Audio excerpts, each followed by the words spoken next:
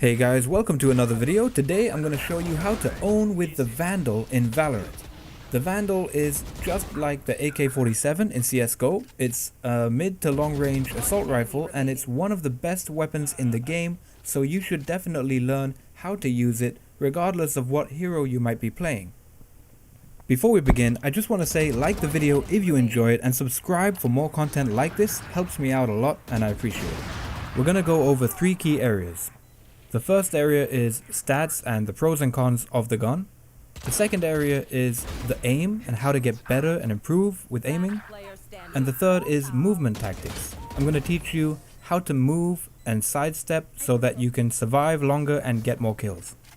Taking a look at the stats, we can see that the Vandal has high damage and one shot to the head is a one-shot kill, whether or not the enemy is wearing any armor. This is one of the main pros of the gun and one of the reasons the Vandal is such a strong weapon in this game.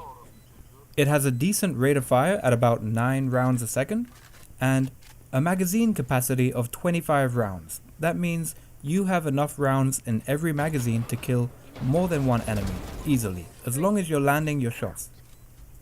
It also has some wall penetration, which means you can shoot through doors or windows and kill enemies behind them, and it's accurate up to 50 meters, which means you can kill enemies from pretty far away and your shots should be accurate for the most part. You can also aim down sight with this weapon and get a 25% zoom when you do that, so it's easier to hit enemies who are really far away. With high damage comes high recoil, and the Vandal has very high recoil. It's very inaccurate while moving too, and it has a very high learning curve. Now we're going to talk about the aim. Aiming in Valorant is very similar to aiming in CSGO, but I realize that a lot of you may not have played CSGO, so we're going to start off with the basics. In Valorant, with the Vandal especially, you always have to aim for the player's head. If you don't see any enemy, but you know that they might come around a corner, or that it's a possibility, you should always be aiming for exactly where their head will appear when they do. This is known as crosshair placement, and it's fundamental in games like Valorant and CSGO. Your crosshair should always be aiming for the player's head. It might seem difficult at first, but with enough practice, you will get used to it. It will become second nature, and your accuracy will become a lot better over time. The Vandal has very high recoil. This means you need to burst fire with your shots. Take 2 or 3 shots at a time, and when your enemy is really far, maybe only 1. When they're closer, you can take longer bursts of maybe 4 or 5 shots at a time, and if they're really close and you have to, you can just spray and pray. If you do spray and pray, try to learn the recoil pattern for every gun, and Vandal has its own. You can kind of bring your mouse down and to the side while shooting, and that will help your bullets be spread out in a more concentrated area. With the Vandal, it can sometimes be a good idea to aim down sight when the enemy is really far away.